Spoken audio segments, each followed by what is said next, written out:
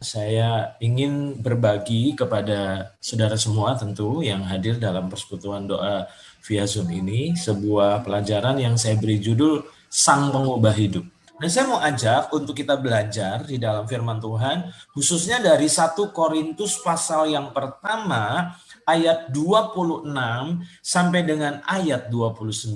Oke, saya ulang. Di dalam 1 Korintus pasal yang pertama, ayat 26 sampai ayat 29, ayat-ayat ini sungguh luar biasa memberkati saya dan saya ingin siarkan kepada saudara semua lewat kesempatan ini.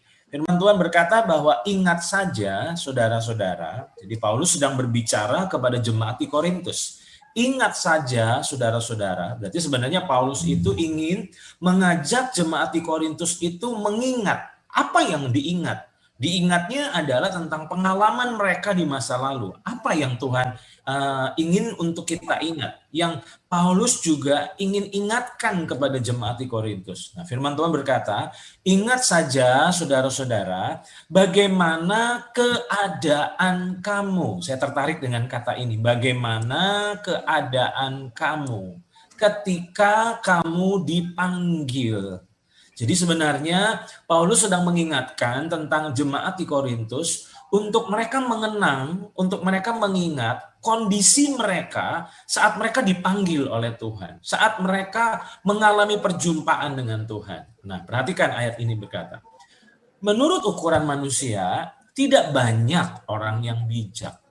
Perhatikan ya, tidak banyak orang yang berpengaruh, tidak banyak orang yang terpandang. Jadi ternyata kondisi mereka, yaitu jemaat di Korintus sebelum mereka mengenal Tuhan itu sebenarnya mereka bukan orang yang bijak, orang yang berpengaruh, orang yang terpandang. Berarti dengan kata lain mereka itu sebenarnya adalah orang-orang biasa, ordinary people, orang-orang yang benar-benar biasa banget. Itu keadaan mereka ketika mereka dipanggil oleh Tuhan. Nah, perhatikan ayat 27. Tetapi apa yang bodoh bagi dunia, dipilih Allah untuk memalukan orang-orang yang berhikmat. Jadi ternyata ini agenda Tuhan. Tuhan memilih orang-orang yang tidak terpandang, orang-orang yang sangat biasa, orang-orang yang tidak bijak, orang yang tidak berpengaruh, tidak terpandang. Tapi Tuhan memilih untuk memalukan orang-orang yang berhikmat. Dan apa yang lemah bagi dunia dipilih Allah untuk memalukan apa yang kuat. Perhatikan ini. Dan apa yang tidak terpandang dan yang hina bagi dunia dipilih Allah, bahkan apa yang tidak berarti dipilih Allah untuk meniadakan apa yang berarti. Supaya jangan ada seorang manusia pun yang memegahkan diri di hadapan Allah. Nah, ketika saya membaca ayat-ayat ini, Tuhan memberi pengertian kepada saya bahwa ternyata kesimpulan yang kita dapatkan ketika kita mempelajari ayat ini adalah saya coba tuliskan di PowerPoint berikut ini. Bahwa ternyata agenda Tuhan itu dalam hidup kita, yaitu orang-orang yang percaya kepadanya, itu sebenarnya mengubah. Nah, sadarkah saudara, jika kita pelajari dalam 1 Korintus pasal yang pertama ayat 26 sampai 29, agenda Tuhan dalam hidup kita itu ternyata adalah memberdayakan kita, orang-orang yang adalah orang-orang yang biasa. Nah, makanya tadi dikatakan bahwa tidak banyak yang bijak. Berarti sebenarnya artinya apa? Bodoh. Dan terus selanjutnya, tidak banyak yang berpengaruh. Berarti tidak berpengaruh. Nah, oleh karena bodoh tidak berpengaruh, maka nggak heran maka tidak dikenal.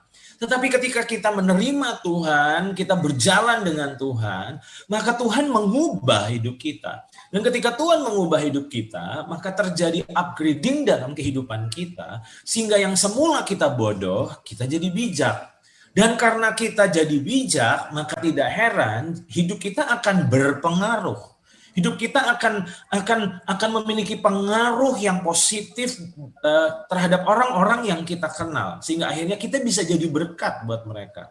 Nah, ini terjadi karena apa? Karena Tuhan yang bekerja dalam diri saudara dan saya. Ingat, semula kita bodoh, tidak berpengaruh, tidak dikenal. Tapi ketika kita berjalan bersama dengan Tuhan, maka Tuhan nggak akan pernah membiarkan kita seperti itu terus. Di mana tadinya kita bodoh, sekarang kita jadi makin bijak. Dan ketika kita makin bijak, maka tidak heran, maka akhirnya kita jadi berpengaruh. Dan ketika hidup kita berpengaruh, nggak heran kalau hidup kita jadi terpandang. Di mana akhirnya orang akan mengenal kita. Kenapa? Karena ternyata mereka melihat ada satu kualitas hidup yang berbeda yang kita miliki, yang sementara mereka tidak miliki. Nah, inilah yang jadi agenda Tuhan dalam kehidupan kita. Nah, mengapa ini penting saya suarakan? Nah, lihat ini saudara, PowerPoint berikut ini. Bahwa gagal kita mengenal Tuhan membuat akhirnya kita jadi kecewa. Saya ulang ya, saat kita gagal mengenal Tuhan, maka itu akan membuat kita jadi kecewa. Dan ketika kita kecewa, maka akhirnya nggak heran ada banyak orang yang akhirnya menolak Tuhan. Nah, mengapa ini penting saya suarakan? Karena kita harus memahami bahwa Tuhan itu sangat ingin mengubah hidup kita. Dari yang semula bodoh, maka Tuhan ingin mengubahnya menjadikan kita semua sebagai orang-orang yang bijak. Nah, mengapa saya katakan kalau kita gagal mengenal Tuhan membuat kita kecewa dan gak heran akhirnya banyak orang yang menolak Tuhan. Nah, jawabannya adalah ini. Karena kita perlu mengenali Tuhan sebagai pengubah kehidupan dan bukan sebagai pengubah keadaan. Saya ulang, saudara. Saya berharap saudara mulai nangkap ini. Bahwa kenalilah Tuhan itu sebagai pengubah kehidupan dan bukan sebagai pengubah keadaan. Nah, ini yang penting saudara pahami. Tuhan itu sangat ingin mengubah kehidupan kita. Karena itulah yang jadi agenda kita. Buktinya di mana? Nah, ayat ini adalah ayat yang sangat terkenal dan saya yakin saudara sering membacanya atau sering mendengarnya. Di dalam 2 Korintus pasal 5 ayat yang ke-17, firman Tuhan berkata, "Jadi siapa yang ada di dalam Kristus." Jadi siapapun yang ada dalam Kristus, nggak peduli gendernya, nggak peduli sukunya, nggak peduli pendidikannya, background pendidikannya apa, tapi saat kita mengalami Kristus, kita ada di dalam Kristus, firman Tuhan katakan, ia adalah ciptaan baru. Yang lama sudah berlalu. Ingat tadi masa lalu kita, waktu kita dipanggil sebenarnya kita bodoh. Tapi kita tidak terus bodoh karena kasih karunia mengubah hidup kita sehingga akhirnya yang bodoh jadi bijak. Nah, 2 Korintus 5:17 berkata, kita ini ciptaan baru, yang lama sudah berlalu, sesungguhnya yang baru sudah datang. Nah, ada satu hal pernyataan yang saya sampaikan mungkin kita nggak suka mendengarnya, tetapi kita penting memahaminya. Bahwa Tuhan itu lebih suka dan lebih mau mengubah kehidupan kita daripada mengubah keadaan kita. Makanya tadi saya katakan, kalau kita tidak mengenal Tuhan, maka kita jadi kecewa. Kenapa kita kecewa? Karena kita ingin Tuhan itu mengubah keadaan kita. Padahal sebenarnya Tuhan ingin mengubah kehidupan kita. Nah, banyak orang yang hari-hari ini kecewa karena mereka berkata, saya berharap Tuhan mengubah keadaan. Tapi kenapa kok keadaannya nggak berubah-berubah? Nah, ingat, Tuhan itu lebih suka dan lebih mau mengubah kehidupan kita daripada mengubah keadaan kita. Nah, makanya nggak heran ada banyak orang yang kecewa karena kita sudah memasuki hampir 1 tahun ya saudara, 9 bulan atau 10 bulan di mana kita mengalami COVID, di mana kita mencoba mendoakannya, tapi ternyata COVID itu nggak berakhir. Bahkan hari-hari terakhir ini mulai menghebat lagi ya saudara. Nah, itu sebabnya banyak yang kecewa karena mereka berkata, kenapa Tuhan tidak mau mengubah keadaan? Nah, karena Tuhan itu sebenarnya lebih rindu untuk mengubah kehidupan kita. Oke, saudara. Nah, coba saudara pahami ini. Kasih karunia itu diberi bukan demi kemudahan. Karena banyak orang berkata bahwa kasih karunia itu harusnya membuat cari uang lebih gampang, menjalani hidup jadi lebih mudah. Pokoknya semuanya dimudahkan deh gitu. Sampai kita cari tempat parkir pun ya harusnya lebih mudah. Nah, ada banyak orang berkata bahwa kasih karunia itu identik dengan kemudahan. Padahal pertanyaan saya adalah, sadarkah saudara bahwa kasih karunia itu diberi bukan demi kemudahan, tetapi demi dimungkinkannya terjadi perubahan kehidupan. Nah ini penting saya suarakan. Karena kasih karunia membuat bukan kita mengalami kemudahan demi kemudahan, tapi demi dimungkinkannya kita mengalami perubahan kehidupan. Nah satu kali saya masih ingat, ada seorang yang curhat kepada saya, dia berkata begini, kenapa ya semakin saya sungguh-sungguh sama Tuhan kok hidup jadi tambah susah, masalah jadi tambah banyak. Nah perhatikan saudara kalimatnya. Jadi dia bilang, tapi waktu saya belum sungguh-sungguh sama Tuhan, kok hidup kayaknya nggak sesulit ini deh. Nah, ingat saudara, orang ini sebenarnya mengucapkan kalimat tersebut karena sebenarnya dia sedang kecewa. Nah kenapa kecewa? Karena dia berharap kalau kita ikut Tuhan, kalau kita berjalan dengan Tuhan, maka semuanya dimudahkan. Nah saudara, pahamilah, kasih karunia Tuhan bukan demi memudahkan kita, tapi demi memampukan saudara dan saya dari hidup yang tadinya tidak berarti, maka akhirnya membuat hidup kita jadi berarti. Titus pasal yang kedua ayat 11 sampai 12 memberikan peneguhan tentang apa yang kita pelajari saat ini. Titus pasal 2 ayat 11 sampai ayat 12 berkata, karena kasih karunia Allah telah menyelamatkan semua manusia sudah nyata. Ini bicara tentang kasih karunia. Nah, yang menarik, pemahaman kasih karunia yang sedang dilepaskan oleh Paulus adalah ini ayat 12-nya. Ia mendidik kita supaya kita meninggalkan kefasikan dan keinginan duniawi, dan supaya kita hidup apa saudara bijaksana. Ingat, Paulus berkata kepada jemaat di Korintus, ingat waktu dulu kamu dipanggil kamu tidak bijak, tapi sekarang jadi bijak. Nah mengapa dulu bodoh sekarang bijak? Karena Tuhan mendidik kita. Nah perhatikan ini, Ia mendidik kita supaya kita meninggalkan kefasikan dan keinginan duniawi, dan supaya kita hidup bijaksana, adil dan beribadah di dalam dunia sekarang ini. Nah makanya saudara perlu paham bahwa ternyata Tuhan sangat rindu mengubah hidup kita lebih daripada mengubah keadaan kita. Lihat saudara, banyak orang percaya, saya tidak tahu saudara ada di kategori ini atau tidak. Banyak orang percaya menurut saya sedang berupaya memakai Tuhan untuk mengubah keadaannya. Tetapi yang ironis, mereka tidak mengizinkan Tuhan untuk mengubah kehidupannya. Saya ulang ya saudara. Banyak orang percaya hari-hari sedang berupaya memakai Tuhan untuk mengubah keadaannya. Tapi tidak mengizinkan untuk Tuhan justru mengubah kehidupannya. Nah, kita ini nggak pernah nyambung dengan Tuhan. Kenapa saya katakan nggak pernah nyambung? Makanya kita banyak salah sangka, kita banyak kecewa sama Tuhan. Karena kita berpikir Tuhan itu ingin mengubah keadaan kita, sementara Tuhan dari pihak Tuhan ingin mengubah hidup kita. Nah, makanya saudara perlu paham bahwa banyak orang percaya sedang berupaya memakai Tuhan untuk mengubah keadaannya, dan tidak mengizinkan Tuhan untuk mengubah hidupnya. Nah sekarang saya mau ajak untuk saudara belajar ayat ini saudara. Dalam Roma pasal 8 ayat 28 sampai ayat 29. Coba saudara pelajari. Ayat ini kan ayat yang terkenal sekali ya. Ayat ini sering kita kutip. Ayat ini sering kita suarakan ketika kita ketemu dengan orang-orang yang sedang dalam masalah. Perhatikan ayat 28.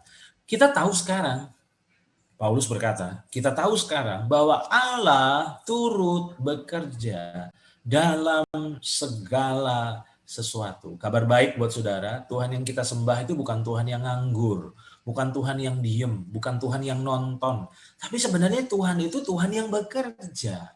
Nah mungkin saudara berkata kepada saya, kalau Tuhan itu bekerja, kenapa keadaan saya tidak jadi lebih baik? Saya mau katakan kepada saudara, ingat, Tuhan itu fokusnya bukan mengubah keadaan, karena fokus Tuhan adalah mengubah kehidupan. Nah perhatikan ini, kita tahu sekarang bahwa Allah turut bekerja di dalam segala sesuatu untuk mendatangkan kebaikan bagi mereka yang mengasihi Dia, yaitu bagi mereka yang terpanggil sesuai dengan rencana Allah.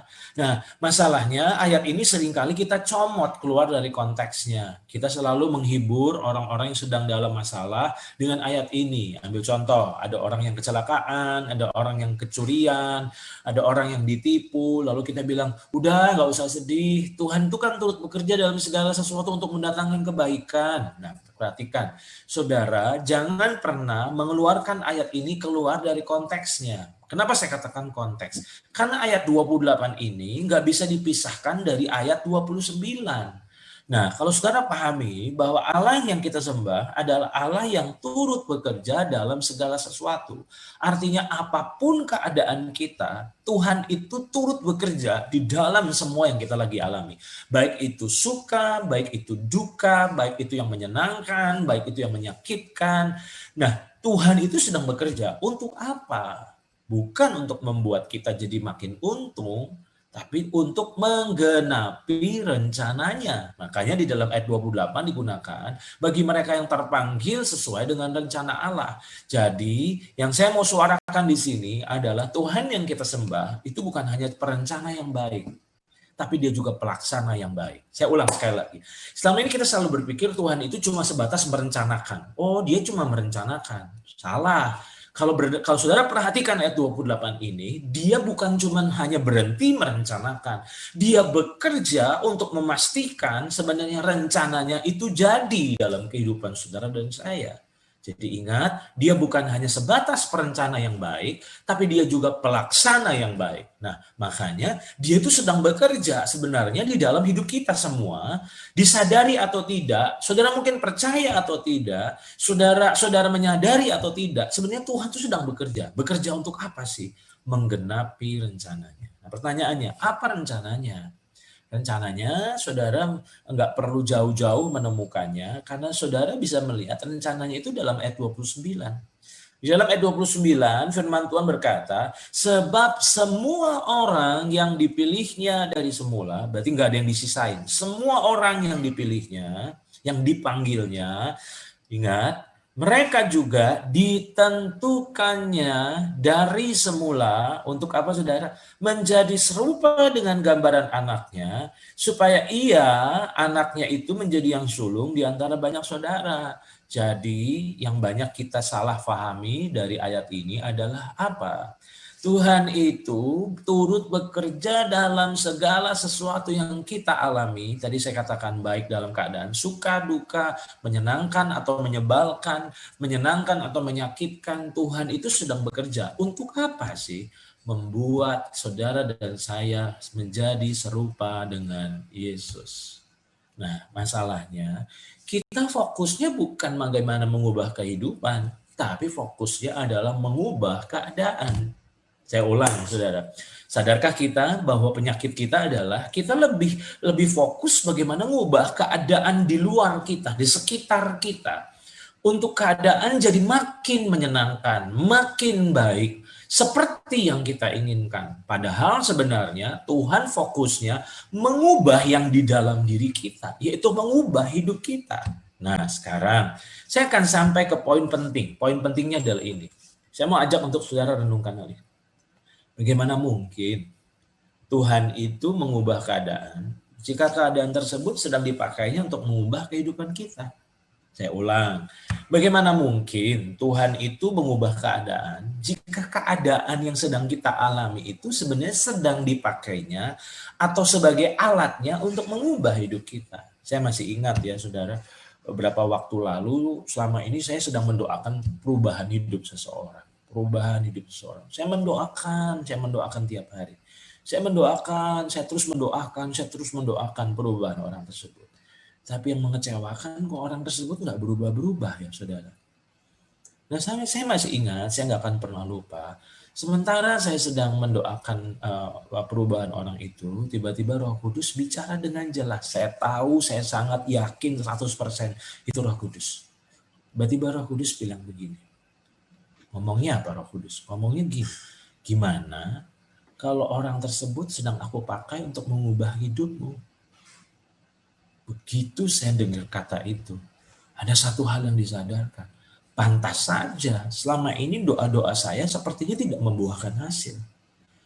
Selama ini saya meragukan, ini doa itu sebenarnya katanya firman Tuhan bilang doa orang benar itu bila dengan yakin didoakan sangat besar kuasanya. Tapi mana kuasanya? Kok nggak ada perubahan? Nah ingat saudara, ternyata jangan-jangan yang membuat keadaan-keadaan dalam hidup kita yang kita sudah doakan, bahkan kita udah puasakan, kita udah doa puasa, kita udah pakai segala cara buat orang-orang yang karismatik, mungkin kita berbahasa roh untuk mencoba mengubah keadaan tersebut. Tapi pertanyaan saya, kalau keadaan tersebut sedang dipakai Tuhan untuk mengubah hidup kita, bagaimana, saudara? Ambil contoh, kalau saudara perhatikan peristiwa pandemi COVID-19 ini, menurut saudara kira-kira apa gereja kurang berdoa? Apa gereja kurang beriman sampai akhirnya COVID-nya kok nggak selesai-selesai? Kita berpikir bahwa harusnya banyaknya doa, kita tangking COVID, tapi kok kayaknya COVID-nya nggak pergi-pergi ya? Nah, pertanyaan saya adalah gini. Kita ingin mengubah keadaan yang di luar, padahal Tuhan sedang berkonsentrasi untuk mengubah keadaan yang di dalam diri kita.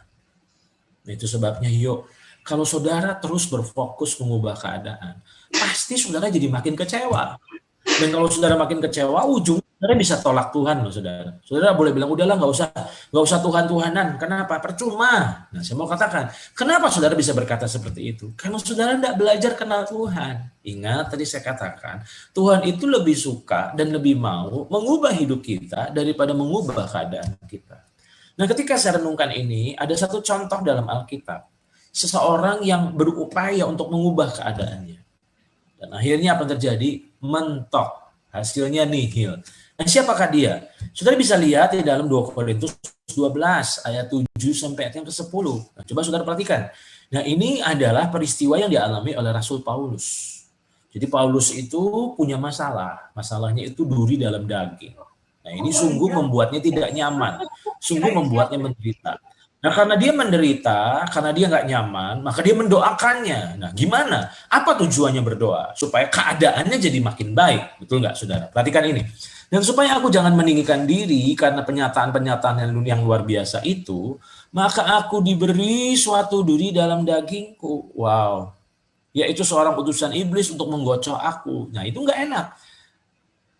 Nah, supaya aku jangan meninggikan diri, ayat 8. Tentang hal itu aku sudah 3 kali berseru pada Tuhan. Jadi dia udah doa, bukan cuma doa, berseru loh saudara. Berarti dia berseru-seru, dia teriak-teriak kepada Tuhan. Untuk apa? Supaya utusan iblis itu mundur daripadaku. Nah, bukankah kita seringkali melakukan apa yang dilakukan oleh Paulus? Waktu kita mengalami masalah keluarga, masalah di kerjaan, masalah di pelayanan, masalah dalam kehidupan, kita pakai doa, kita berseru-seru sama Tuhan untuk Tuhan mengubah keadaan kita. Padahal ternyata apa yang terjadi? Ayat 9, tetapi jawab Tuhan kepadaku, cukuplah kasih karuniaku bagimu. Oh, ternyata Tuhan bilang, cukuplah kasih karuniaku bagimu. Pertanyaan saya, berarti Tuhan mau nggak mengubah keadaan Paulus? Tidak, loh, saudara. Nah, kenapa Tuhan tidak mau mengubah keadaan Paulus? Nah, Tuhan menjelaskan di sini, sebab justru dalam kelemahanlah kuasaku menjadi sempurna. Oh, ternyata Tuhan punya maksud lain. Tuhan mau bekerja dalam hidup Rasul Paulus lewat pengalaman yang gak enak ini. Lewat keadaan yang menyakitkan, yang menyebalkan ini. Nah, perhatikan ini. Sebab itu terlebih suka waktu Paulus mulai mendapat perspektifnya Tuhan. Oh, ternyata Tuhan itu izinkan supaya aku ini nggak meninggikan diri. Supaya aku nggak sombong. Karena kalau aku sombong pasti aku hancur. Makanya Tuhan izinkan aku ngalami pengalaman duri dalam daging ini. Nah, ingat saudara, berarti Tuhan sedang memakai duri dalam daging untuk membuat Rasul Paulus jadi rendah hati. Makanya karena agenda Tuhan sedang mengerjakan sesuatu dalam kehidupan Paulus, maka ketika Paulus itu ingin mengubah keadaan itu, maka Tuhan tidak melakukannya. Karena memang Tuhan sedang memakai keadaan tersebut untuk mengubah Rasul Paulus. Nah, itu sebabnya coba saudara perhatikan, perspektif Paulus berubah. Sebab itu terlebih suka aku bermegah atas kelemahanku, supaya kuasa Kristus turun menaungi aku. Karena itu, nah berubah dia berubah. Aku senang dan rela dalam kelemahan. Dulunya nggak senang loh saudara. Dulunya nggak senang. Makanya dia berdoa 3 kali berseru-seru. Tapi ketika Tuhan mulai menjelaskan, dia mulai menyingkapkan rahasianya. Paulus jadi nangkep, Paulus jadi ngerti. Dia nggak kecewa sama Tuhan, justru dia bersyukur sama Tuhan. Nah ini. Karena itu aku senang dan rela dalam kelemahan, di dalam siksaan, di dalam kesukaran, di dalam penganiayaan dan kesesakan oleh karena Kristus. Sebab jika aku lemah maka aku kuat. Berarti saudara, apa yang kita pelajari dari kasus ini? Ternyata ketika kita mulai menangkap apa yang sedang Tuhan kerjakan, apa agendanya, apa rencananya dalam hidup kita, kita jadi mulai punya perspektif yang lain. Itu sebabnya hari ini, yuk Jangan-jangan kalau keadaan nggak berubah-berubah bukan karena kita kurang doa, bukan karena kita kurang iman, tapi karena kita kurang ngerti rencana Tuhan. Bahwa ternyata rencana Tuhan itu sedang berurusan untuk mengubah hidup kita. Karena agenda Tuhan adalah bagaimana mengupgrade hidup kita. Nah, saya mau akhiri dengan poin-poin ini. Nah, saudara perhatikan. Saudara pernah menyadari bahwa dunia itu sedang ingin melihat seberapa berkuasanya Tuhan mengubah hidup kita dan bukan sebatas mengubah keadaan kita? Saya ulang, saudara. Saudara sadar bahwa ternyata dunia itu sangat ingin melihat seberapa sih berkuasanya Tuhan mengubah hidup kita. Dan bukan sebatas mengubah keadaan kita. Karena saya mau bilang sama saudara, kesaksian yang luar biasa itu bukan berubahnya keadaan, tapi berubahnya kehidupan. Saya ulang, ini penting. Kesaksian buat dunia yang powerful itu bukan bagaimana keadaan berubah, tapi bagaimana kehidupan berubah. Nah, coba saudara perhatikan. Ketika saudara melihat kesaksian-kesaksian orang yang luar biasa, sebenarnya apa sih yang diubah? Bukan keadaannya, tapi kehidupannya yang diubah. Nah, saat saya merenungkan hal ini, saya jadi ingat di dalam Kisah Para Rasul pasal 4 ayat 13. Nah, ingat ya, ayat yang pertama tadi di 1 Korintus, yang pertama ayat 26 sampai 29 bahwa Tuhan bilang, "Ingat dulu waktu keadaan kamu dipanggil, tidak banyak yang bijak, tidak banyak yang berpengaruh, tidak banyak yang terpandang. Tapi ingat, Tuhan mengubah keadaan mereka sehingga akhirnya mereka jadi orang-orang bijak yang punya pengaruh, yang akhirnya terpandang." Nah, kalau saudara perhatikan dalam Kisah Rasul pasal 4 ayat 13, nah saudara bisa pelajari dalam kehidupan Petrus dan Yohanes. Petrus dan Yohanes itu orang-orang biasa, saudara. Mereka ini nelayan. Kisah Rasul pasal 4 ayat 13 berkata gini, ketika sidang itu siapa sih? Sidang tua-tua ahli Taurat dan orang-orang Farisi menyidang mereka. Ketika sidang itu melihat keberanian Petrus dan Yohanes dan mengetahui bahwa keduanya orang biasa yang tidak terpelajar. Jadi mereka ini tahu backgroundnya, ini orang biasa-biasa. Tapi kenapa ya sekarang kok berubah? Dari orang yang biasa, nggak percaya diri, sekarang mereka berubah menjadi orang yang punya keberanian yang luar biasa bicara tentang Tuhan. Nah, Alkitab berkata, heranlah mereka dan mereka mengenal keduanya sebagai pengikut Yesus. Doa saya, orang-orang yang bekerja bersama kita di perusahaan kita, yang setiap hari berjumpa dengan kita, seharusnya mereka bisa melihat bukan berubahnya keadaan kita, tapi berubahnya kehidupan kita. Karena perubahan kehidupan adalah sebuah kesaksian yang paling hebat yang kita bisa suarakan kepada dunia. Saya mau bilang kepada saudara, setan itu cuma pengen ngubah keadaan, dia nggak mau mengubah kehidupan. Saya ulang, makanya kalau saudara perhatikan, kuasa-kuasa kegelapan itu fokusnya mengubah keadaan, tapi tidak pernah mengubah kehidupan. Tapi berbeda dengan Tuhan. Tuhan itu berfokus bukan mengubah keadaan, tapi justru mengubah kehidupan. Nah, mungkin pertanyaannya adalah ini. Apakah berarti keadaan yang saya sedang alami itu tidak berubah sampai nanti saya mati? Nah, saya mau katakan, saudara jangan salah paham. Karena tadi saya katakan, Tuhan itu sedang memakai keadaan untuk mengubah hidup kita. Nah, percayalah, kalau goalnya Tuhan, targetnya Tuhan sudah selesai lewat keadaan itu, maka keadaan itu akan berubah dengan sendirinya. Saya ulang ya saudara.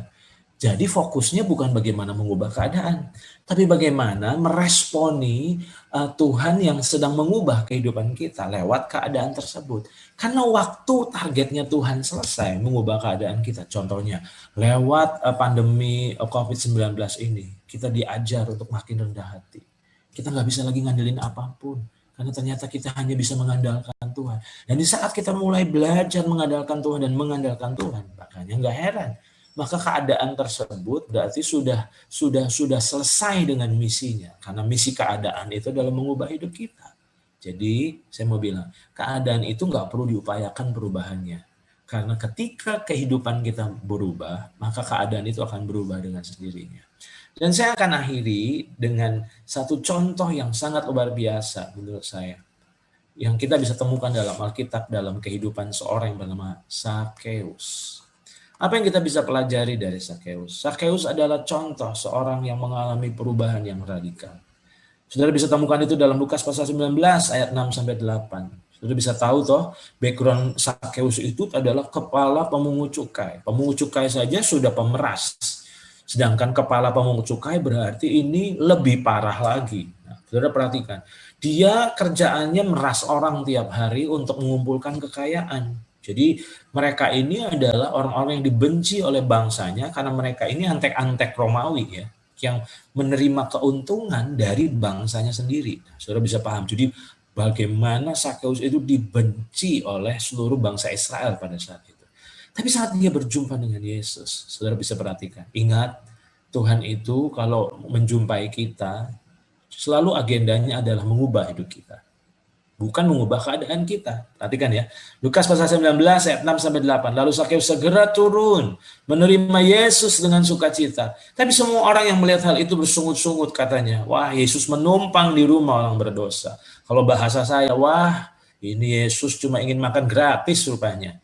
Tapi Yesus nggak peduli itu, karena Yesus punya misi. Waktu Yesus menjumpai Sakeus, makan bersama Sakeus, itu bukan supaya dapat makan gratis, tapi karena ada sesuatu yang dia ingin kerjakan dalam kehidupan Sakeus. Apakah itu? Perubahan kehidupan. Nah, saudara bisa temukan dalam ayat 8. Tetapi Sakeus berdiri dan berkata kepada Tuhan. Perhatikan ini, Tuhan, setengah dari milikku akan kuberikan kepada orang miskin, dan sekiranya ada sesuatu yang kuperas dari seseorang, akan kukembalikan 4 kali lipat.